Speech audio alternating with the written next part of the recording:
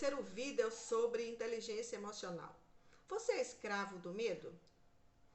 Então, o eu é o detentor da consciência crítica. E ciência crítica são atitudes que nós tomamos depois de vermos realidades à nossa volta. A gente analisa os fatos, né, e vê o que ele representa, né, tendo curiosidade de buscar o conhecimento acerca do assunto e dali tomar um posicionamento.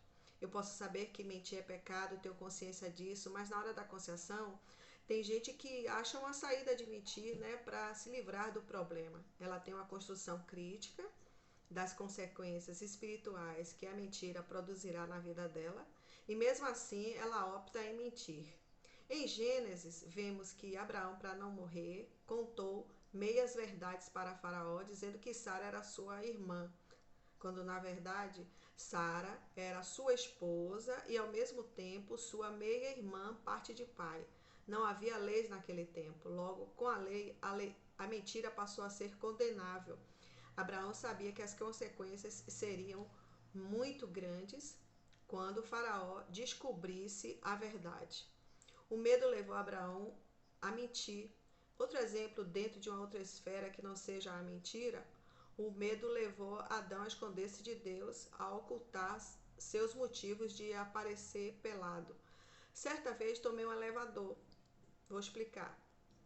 Depois que as portas se fecharam e ele subiu uns 2 andares, o elevador parou, não abria e não fechava, tudo apagado. Faltou energia geral e o gerador do prédio não funcionou de imediato. Demorou alguns minutos para ligar e aqueles minutos foram uma eternidade para mim.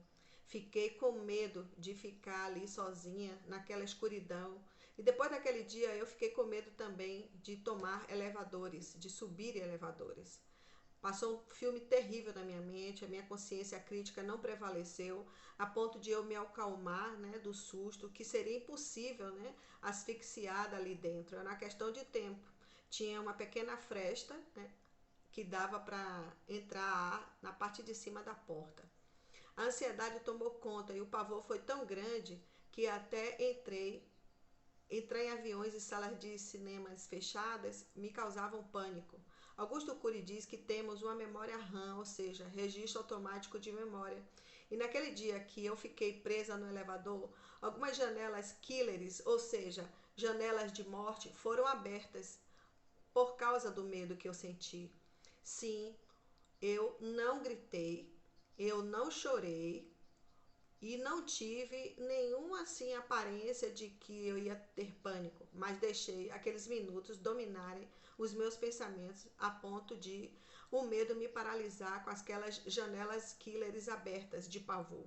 Este RAM, registro automático de memória, leva tudo para o seu inconsciente. E é no inconsciente que é a escuridão, e lá eles ficam armazenados aqueles momentos ruins, juntamente com uma reação ruim que jamais você imaginou sentir quando viesse tomar outro elevador.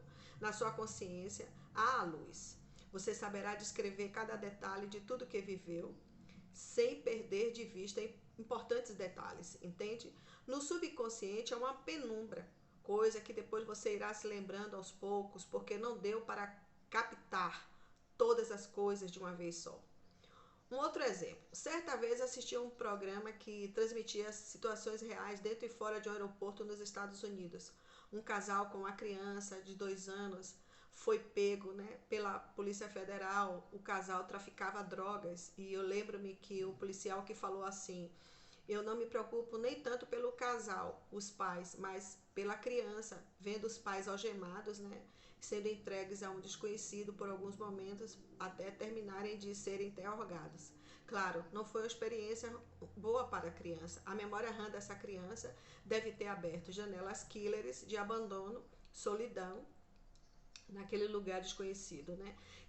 No caso de Adão, quando ele teve medo, né, de ver Deus, ali janelas killers abriram na mente dele, porque Deus te havia dito que se ele pecasse, ele morreria. Então ele tinha medo de morrer, assim como Abraão, que teve medo de morrer, né, se falasse a verdade que Sara era a sua esposa, quando na verdade Sara também era a sua meia-irmã. E caso uma criança, né, tenha sofrido um trauma, exemplo dessa criança do aeroporto, e ela não foi assim acompanhada, né, aconselhada, né, ou sei lá, Deus ministrou no coração dela algo bom assim que ela tenha recebido, né, esse tratamento de Deus, essa criança depois ela vai ter problemas muito sérios em contexto de medo, pavor, abandono para o resto da vida dela.